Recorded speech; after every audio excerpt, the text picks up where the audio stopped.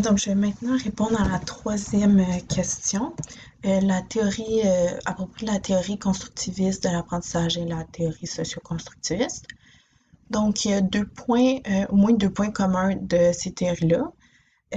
Premièrement, dans les deux théories, il y a un conflit cognitif pour pouvoir, euh, c'est ça, apprendre et avoir des nouveaux apprentissages. Donc c'est ça, il faut dans les deux théories, il faut qu'il y ait un déséquilibre pour qu'il y ait une intégration des apprentissages par les élèves. Aussi, le rôle de l'enseignant est similaire. L'enseignant dans les deux types de théories agit comme un guide. Il est là pour questionner l'enfant puis activer ses connaissances, que ce soit dans le conflit cognitif, c'est aussi pour euh, les guider dans leur réflexion.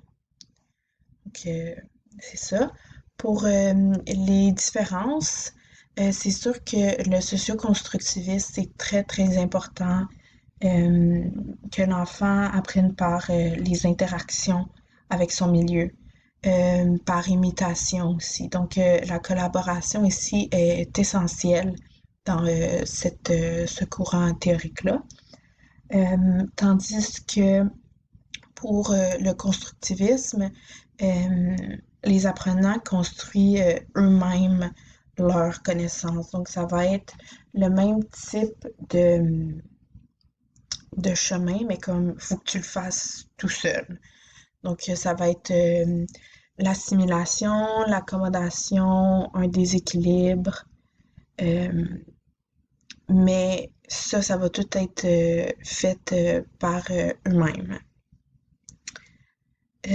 Donc, ce qui m'amène au deuxième point, même si le conflit cognitif, on l'a dans les deux théories, ils se font vraiment différemment dans le constructivisme et le socio-constructivisme.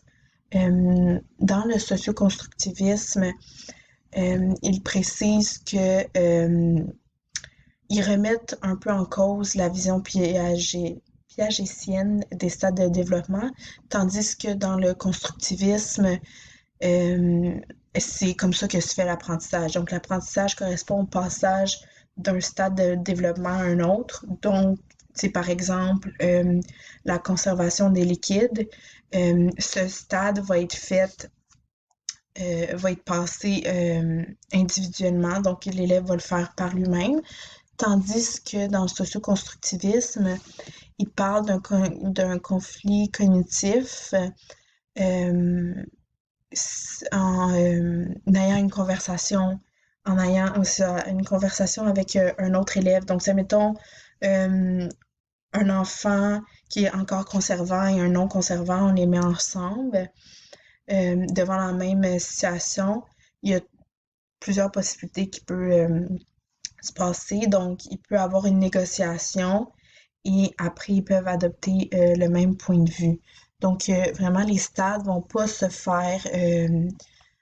être passés individuellement. Donc, il faut vraiment avoir comme une communication entre les élèves pour qu'ils passent à un autre stade de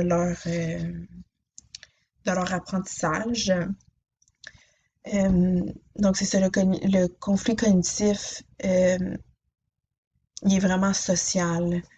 C'est, il faut qu'il y ait une coopération puis une collaboration entre les élèves pour, euh, c'est ça, pour qu'il y ait un bon conflit cognitif. Donc là, c'est sûr que l'enseignante peut venir les guider dans leur conversation pour qu'ils puissent euh, avoir une bonne conversation, avoir un bon conflit cognitif, mais c'est en échangeant leurs idées, puis en ayant des différentes opinions qui vont pouvoir accéder à l'intégration de leurs apprentissages.